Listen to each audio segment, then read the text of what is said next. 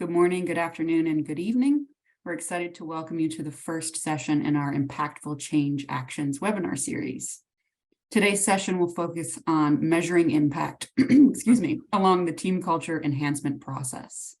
For those of you who are unfamiliar, I'm Nellie Stansbury, Denison Consulting's Director of Digital Marketing. Before I introduce today's speakers, I'd like to encourage you all to use the chat and Q&A features below.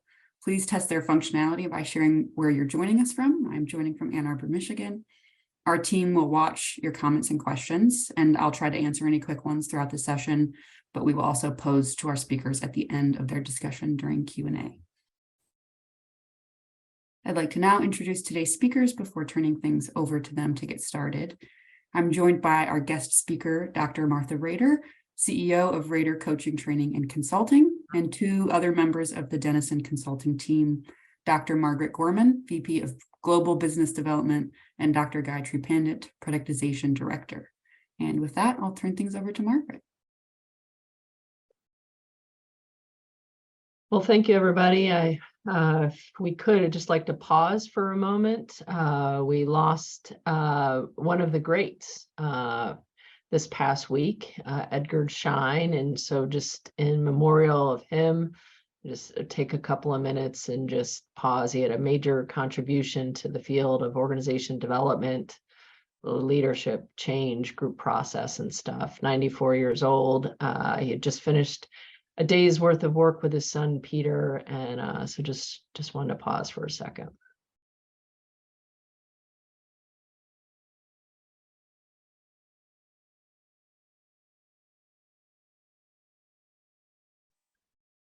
Great. Well, thank you for that. And Ed was, Dan Denison had a mentoring relationship with Ed. They were often in conversations. A lot of Schein's work focused more on the process associated with, culture and change and leadership. And Dan's work complemented that, similar values and orientation towards that. And part of what we're going to share today is talk about, that process consultation work that we do with organizations. We're often engaged with them. It's over multiple years because change, it takes a village. And that's part of what we're doing today with our partner here, Martha Denison at our firm. We collaborate with consultants around the world who have engagements and clients and see ways in which we can help enhance each other and help our clients to successful change and transformation. There are two parts of our Denison work, which again is indicative of the field and indicative of Schein, and that's this idea of, diagnostic insights to take action. Both those two pieces are core to the nature of work in organization development, having thoughtful insights and moving to action. Along with this notion of, culture change and transformation also is contingent upon leadership development. And it's that dynamic, iterative, ongoing process that's really core. Dan Denison, founder of our firm, his original work looked at cultural traits of an organization and connected them to performance, adaptation, movement in the market. And so you'll see in the middle piece that's core to Dan's model is looking at both externally, what's the organization doing in terms of adapting to its environment, alignment of its missions, internally, coordination of work and alignment of values and decision making. I think the other part of all of this is change as a process. And so at Denison, we have, in conjunction with our partners, we have our change process, which is the path to high performance, which talks about these different phases or stages that organizations through their transformation process go through. And these are iterative phases, from discovering, understanding the underlying presenting problem of the organization, how the organization, the leadership, how they're positioned in their market, to planning out, over time, having a game plan, a roadmap for change, to gathering diagnostic insights and moving into conversations and action. So it's this diagnostic to action. And you'll see in today's case study, Martha is going to share with us an organization that she's working with that we help support her, you'll see us reference in the corner of our slides, like where we are in the phase of that iterative ongoing change process. And then it's all focused on, we want to know that our work that we do with organizations is having an impact, that there's sustainable improvement. So you also see reference to the ways in which those particular phases of the engagement are contributing to the overall progress, strengthening the case for change. So you'll see that on each of the slides as Martha shares with you, the work that she's doing. So to that end, we're going to share out, this is an organization that Martha's been doing work with over the last couple of years. It's a small business, which in the many of the organizations we have, it's in the US. They have a market niche. You can just go ahead and switch, Nellie, to the next slide. Yeah. So it's privately held, which adds in its own dynamics in and of itself.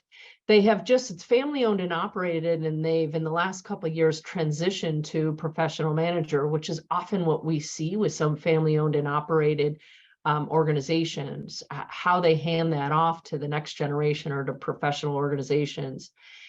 Product innovation, they have a niche, they have a portfolio of products, they're part of a vibrant supply chain, but they're looking to enhance their product innovation capabilities, as well as the overall change readiness of their team. They have they're small, they're less than 100 individuals. How do they prepare their team readiness for that?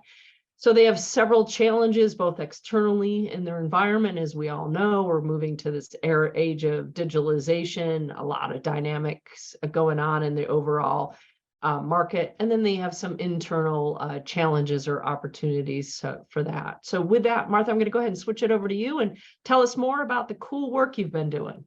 Thank you so much, Margaret. I'm excited to be here to share this change initiative and process, as well as some impact that's happened from time 1 to time 2. You can switch. So as you can see here, and we're not going to talk a lot about this right now, but this was the time 1, our first survey results, which were pretty low compared to the time 2. And so you can see the impact over the first year interventions. There was a pretty big impact there on the culture.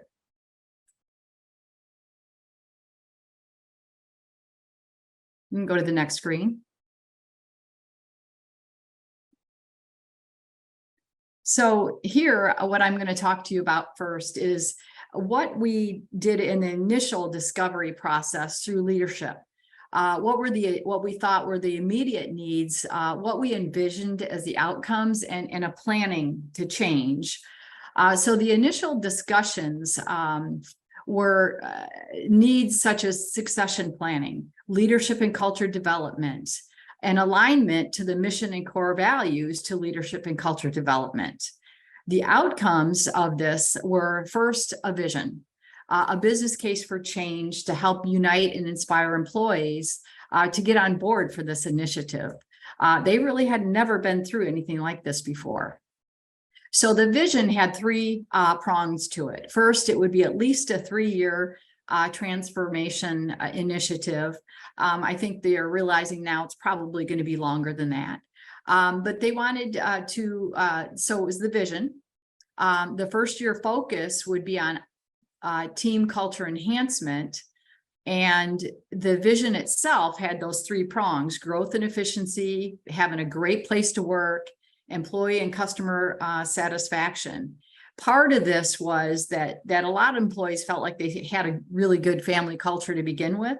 So the initiative was called the Team Culture Enhancement, as opposed to any kind of change or transformational process, in order to get buy-in to move forward. The last thing that was part of those action was that leadership development actions for the whole organization for that first year was to enhance collaboration, voice, and engagement. And throughout, and in order to do this, the approach we took was the Denison Culture Survey. Impact, we looked at identification and prioritizing the feasibility, the urgency of what we felt was really needed and what we felt was feasible for the first year. Nellie? All right, so you can see here the first year time period, how low these scores are. We knew he had challenges, but we really didn't expect to have scores this low in the culture. And so this brought awareness to leadership based on the current state and reality of the values that were held by employees. So what we found is our initial discussions and discovery that those three things were still very apparent, which were needed. If you look at the core value score of 3, you know, it's pretty apparent that that's where we needed to go first. It also, having this, helped us refine the focus for action, provided another area for reason for change readiness. Nellie? So prioritizing action and implementation. First, we looked again at what we thought was, first of all, we needed to make sure whatever we wanted to do was most important and feasible in the first year. And the decision was made to develop what I call my MVP program, mission, values, and principles, the cultural foundation, and from there to create a greater MVP champions through priorities. And so culture change we know is needed. Even though they say they had a mission and core values, they were nowhere and no one knew what they were. So we started from scratch. And then we planned a sequence of events and workshops for capability development and other things through 2022. So we started with building this, developing the mission, principles, and values. And capability development started right away. They'd never been through these kind of things. We had workshops to tease those things out, to have tough conversations. What should they look like? What shouldn't they look like? And once we drafted those, they took those drafts back to their teams. In the initial workshops, it was supervisors and above. So they took these back to their teams for their input. They got their input, what they liked, what they didn't like, what they could live by, what they thought should be taken out or added. And all of that was considered in the final draft of the MVP.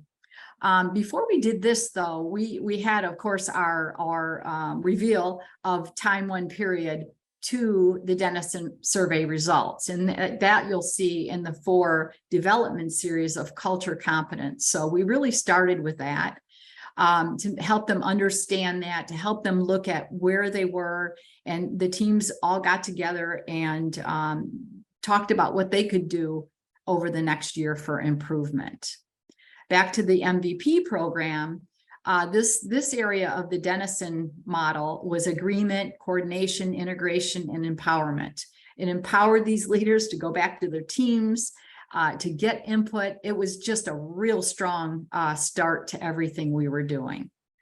Then we went into the leadership development series, which was quarterly. As you can see, there's 4 areas here: individual capability development, team enhancement, the cultural competence, as well as strategic growth through mission, strategy, and goal setting. So the individual capability development was done through self-rated DISC behavioral analysis assessments. This, if you're not familiar with it, provides a real rich feedback on styles, leadership styles, and these styles, it was a real eye-opener. What it did is help these people,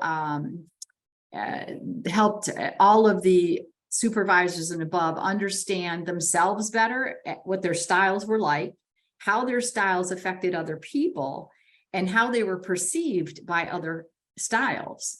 Throughout all of these workshops, they had reflection, action planning, there was accountability. So in between sessions, they were assigned accountability partners, and they were to meet in between to talk about what they were working on and coach and feedback, give them feedback in between. So that was one of the workshops. Another workshop was tied in motivation and an ideal team player. So what does our DISC style look like? And how does it look like in terms of what an ideal team player is? So even though it says individual capability development, it really was team as well. Both of these were met with just great enthusiasm. And of course, there's some reflection there too that aided in what they could do differently going forward. This really helped with collaboration, how to approach people differently to get better results, and really went towards that mission that we had for this initiative. Next, we had the team enhancement, which was one of Denison's workshops that I did, but it was, of course, their idea. Also met with great enthusiasm, and just a phenomenal thing to do with your teams was they had homework before they came in. They came in with some homework, and they had a round robin in between the different departments and teams to say, hey, what do you need to give me in order to be more effective and efficient? And what do I need to give you to be more effective and efficient? It just went really well. At the end of this, we also talked about what habits that we have now that aren't needed, that could be discarded.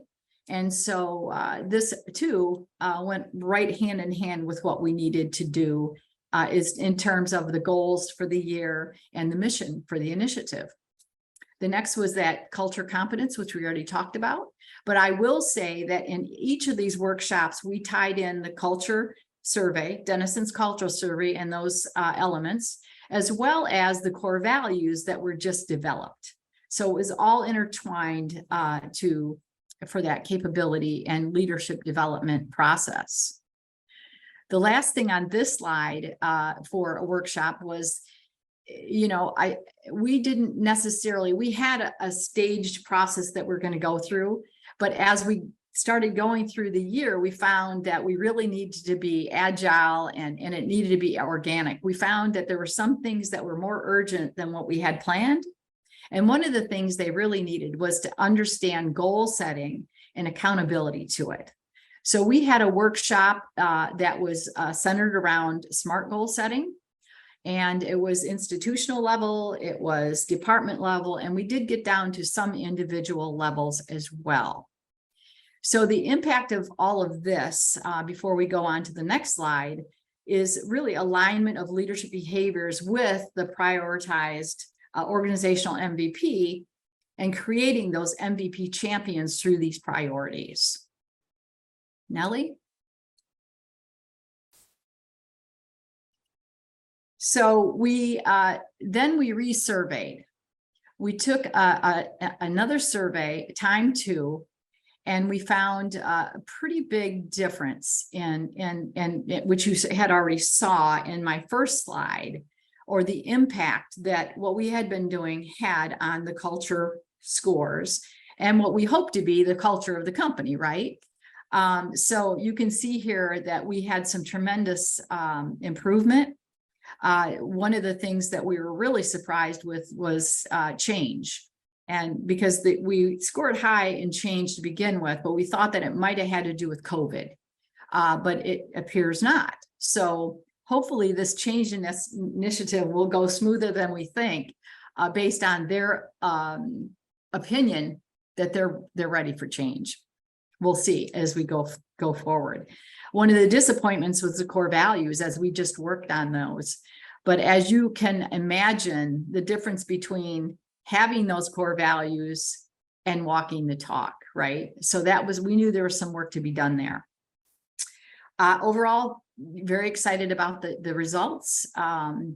What the impact, agreement about strategy, goals and objectives, honest conversations, not just about team accomplishments, but as things unfolded throughout the year, things that needed to be done differently.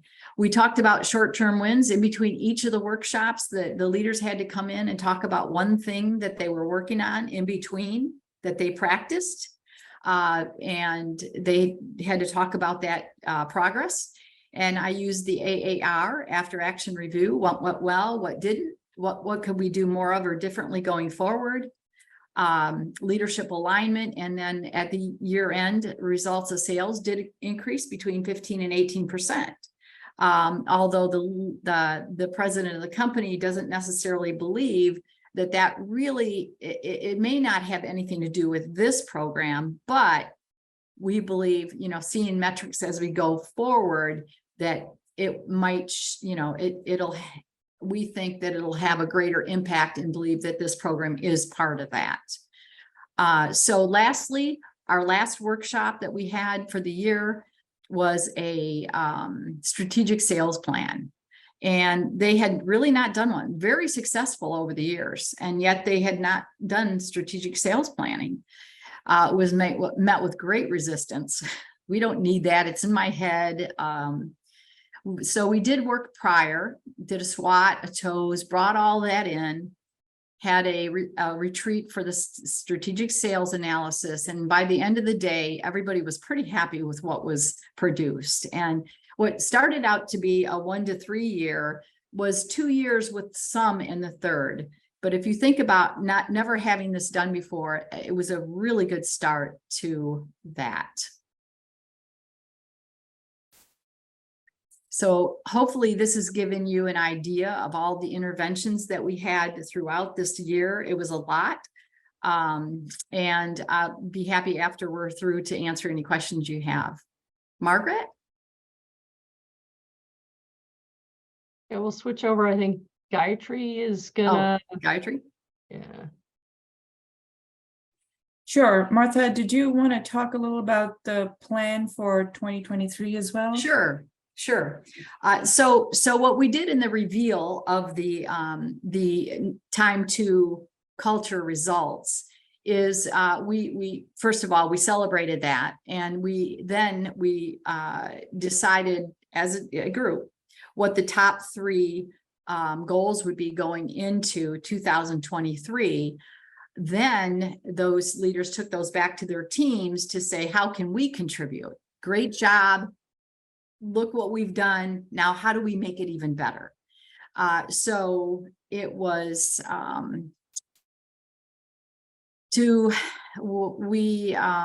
gosh, I'm kind of tongue-tied right now.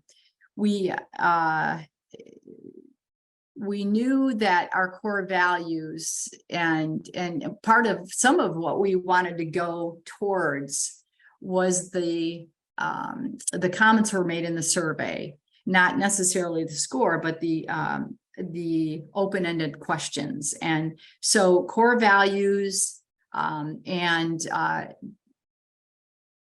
doing things right, the ethical way, those types of things. So that was one of the places that we were going to go for the year 2. One of the problems that we found was, even though we scored high in mission goals and objectives, those verbatim comments were, hey, we don't really know where we are in the process. As employees, we don't talk about it. So that is another process that we're changing for 2023, is to track, have the discussions. Where does coaching and development come in if we're not talking about those goals, where we are, how we're doing, what you need, right?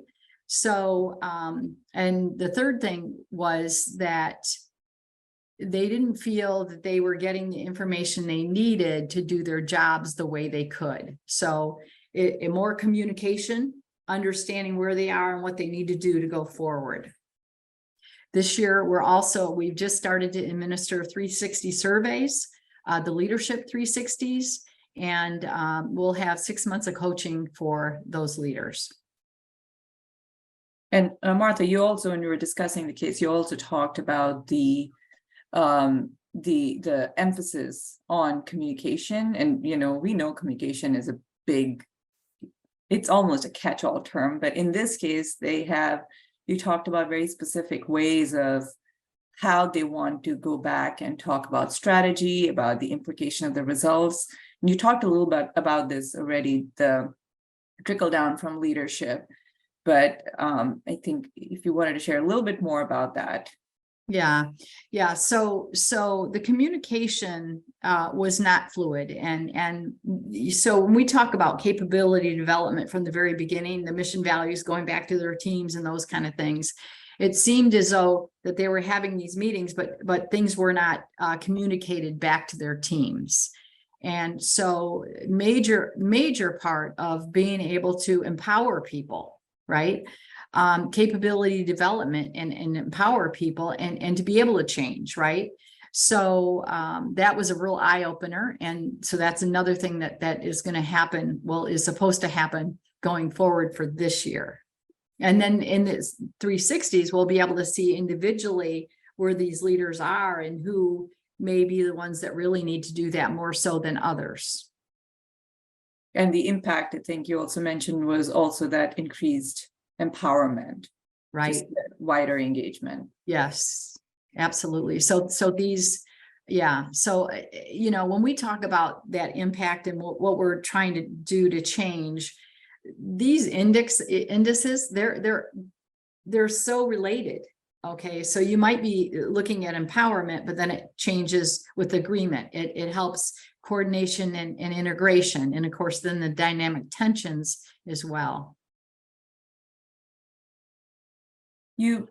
Margaret's been answering questions, but there was a question about what did thematic analysis reveal? And I think you mentioned that the focus on core values and this ongoing emphasis on core values was, of course, because their core value scores were so low, but also that was one theme that came up through the qualitative, open-ended comments as well. Was there any other such big theme that came up? Well, it was that communication, not really getting, they don't feel like they were getting the information they needed to do their jobs the best they could. And they really didn't feel that they were recognized for the efforts, or that the efforts they were making were really making a difference. And so a lot of these are really intertwined.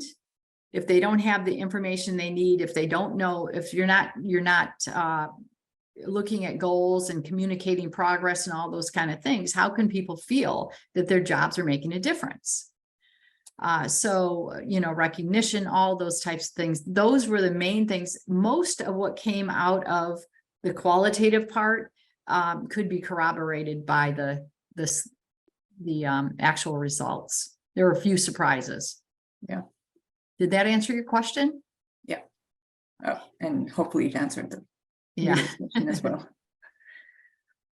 All right, so let's move to the next slide. Thank you, Nellie.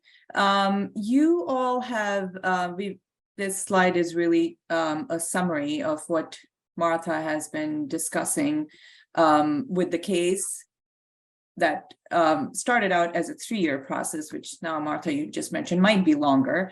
And it's heartening to see that there has been that improvement, and the leadership realizes that change takes time, especially culture change, especially when it's related to performance. The culture change program was initiated and included actions driven by culture scores that you highlighted through your presentation. And in this case, we could see that the interventions were anchored by the expected impact at the individual, team, and organizational level. So what you're seeing in the middle of the screen is, Margaret talked about this briefly at the beginning of today's session. This is the path to high performance. It's the Denison change model, and it's aligned with the Denison culture, the Denison model. You'll see it includes the phases for change, and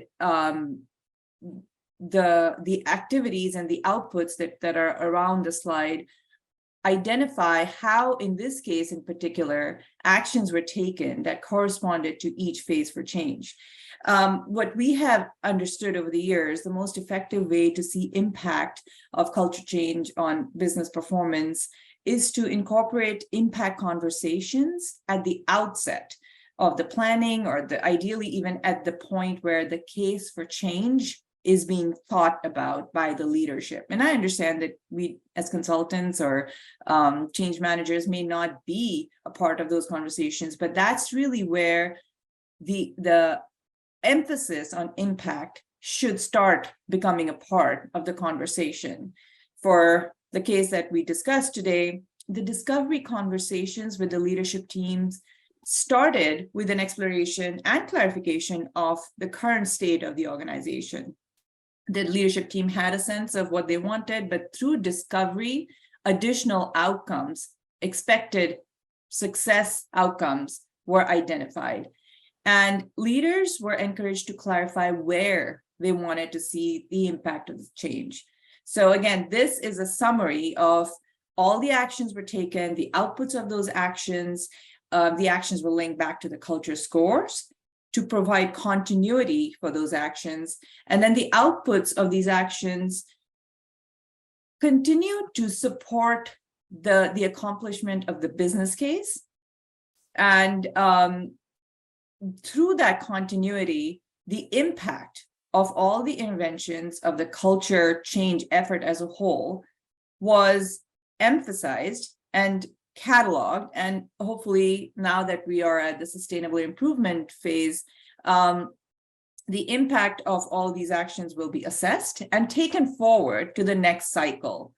So as Martha, I think you mentioned, this effort will make it easier for the leadership, the supervisors to communicate the impact of not just the changes that are coming down from up top, but also their own leadership behavioral changes, their own expectations from their direct reports.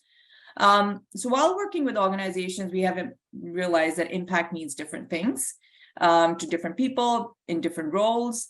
And we've been talking about impact from one lens today. Impact is typically defined in terms of measures of change, but we could expand that to mean the changes in related processes, changes to key roles, individual behaviors.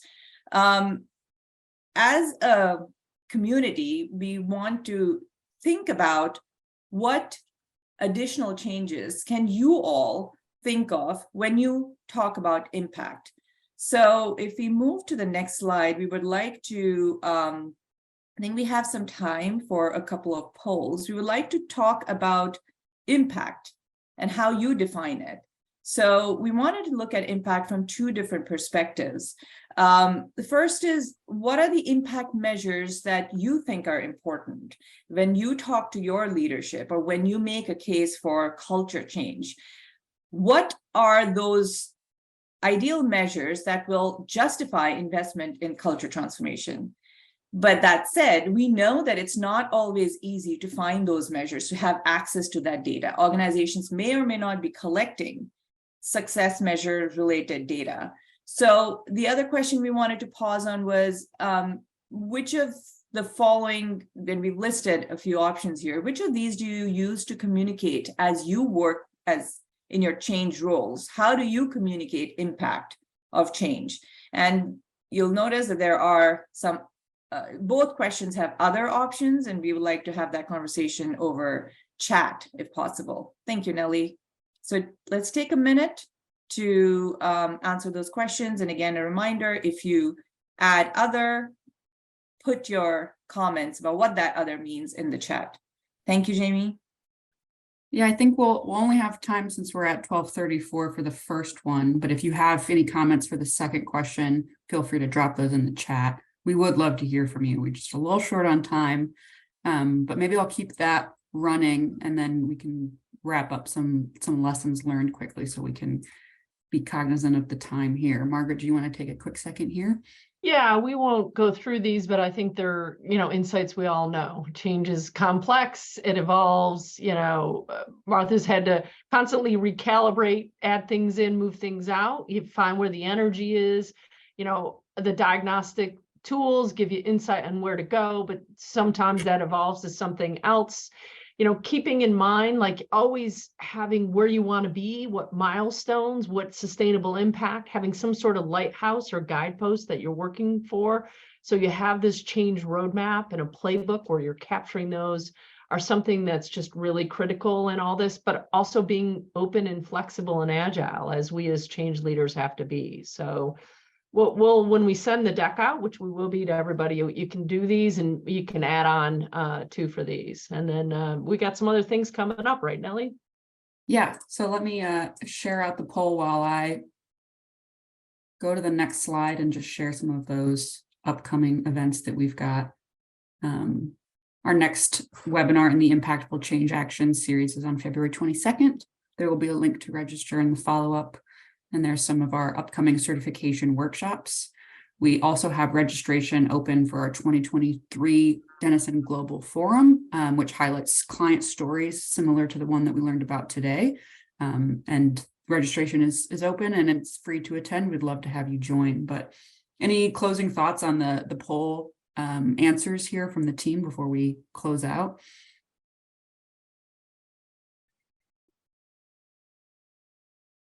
No, I think the comments shared in the chat are excellent. Yes, performance measures linked to scores is really the best way to find that traction. Thank you for everyone's contribution today. Yes, thank you so much. Martha, thanks for joining us. Gayatri and Margaret, thank you so much for your time. And thank you everyone who took the time to join us this afternoon or morning or evening. It was a pleasure. Looking forward to talking soon. Thanks so much. And we'll include our contact information. So if you want to follow up on more details, there was a lot of detailed work that Martha did in this organization. So I'm sure she'd be happy to share those. So thanks again, everybody.